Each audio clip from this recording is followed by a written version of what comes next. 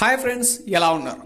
అఘోరాగా విశ్వక్సేన్ నటించిన మూవీ గామి. ఈ మూవీ ఎలా ఉంది, దాని రివ్యూ ఏంటనేది ఈ వీడియోలో చూద్దాం. డైరెక్టర్ పేరు వచ్చేసరికి విద్యాధర్. రిలీజ్ డేట్ వచ్చేసరికి 8/3/2024 తేదీన రిలీజ్ అయితే అవ్వడం జరిగింది. ఈ మహాశివరాత్రికి హవా మొత్తం చిన్న సినిమాలదే అనడంలో ఎట్లాంటి సందేహం లేదు. దాంతోపాటుగా అందులో ఒకటే ఈ గామి మూవీ.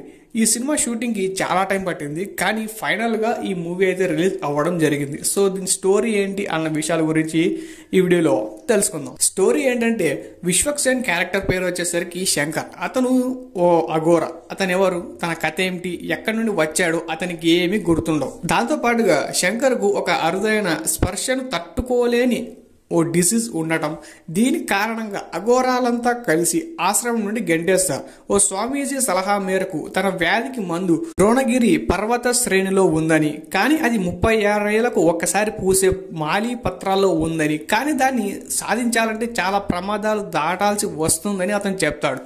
కానీ శంకర్ మాత్రం సరే అని డాక్టర్ జాహ్నవితో కలిసి బయలుదేరతాడు. ఈ క్రమంలో అతనికి ఎదురయ్యే పరిచయాలు, జ్ఞాపకాలు, వాళ్ళతో అతనికి ఉన్న సంబంధాలు ఏంటో అనే విషయాలు తెలుపుతూ స్టోరీ వచ్చేసరికి స్టార్ట్ అవుతుంది. డిఫరెంట్ టైప్స్ ఆఫ్ మూవీ ఇష్టపడే వాళ్ళకు ఈ సినిమా చాలా బాగా నచ్చుతుందని విశ్వక్సేన్ గారే ఒక ఇంటర్వ్యూలో చెప్పడం జరిగింది. 3 లైఫ్ స్టోరీస్ని సపరేట్ చేసి మళ్ళీ వాటిని కలిపి చూపించడం, దాంతోపాటుగా వాటి లైఫ్ స్టోరీస్ని లాస్ట్లో ఈక్వల్ చేసి చూపించినప్పుడు మనకు కేర్ ఆఫ్ కంచరపాలెం సినిమా బాగా గుర్తుకొస్తుంది.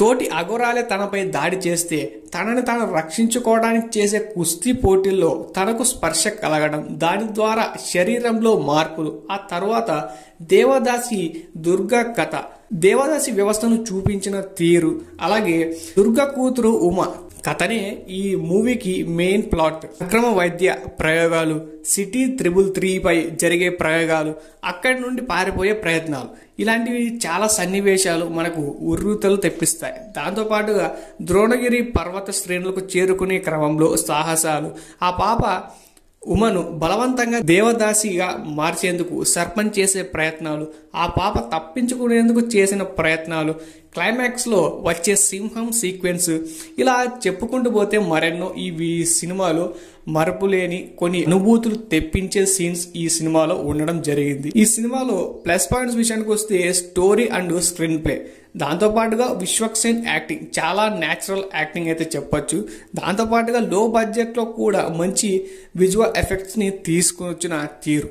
మైనస్ పాయింట్స్ విషయానికి వస్తే సినిమాలో కొన్ని సీన్స్ అయితే ఏమాత్రం లాజిక్ అర్థం కాకుండా ఉండడం, దాంతోపాటుగా మనుషులపై జరిగే అక్రమ వైద్య ప్రయోగాలు ఏమాత్రం కూడా మనకు అర్థం కాకపోవడం, స్లోగా సాగే స్టోరీ, ఇవి వచ్చేసరికి ఈ సినిమాలో ఉన్న plus points. Minus points story and performances విషయంలో చూసినా కూడా అన్ని ఈ విషయమైన ఈ స్టోరీస్ మాత్రమే. రివ్యూ నచ్చినట్టయితే థ్యాంక్స్ ఫర్ వాచింగ్. జై హింద్. లైక్ చేయండి, షేర్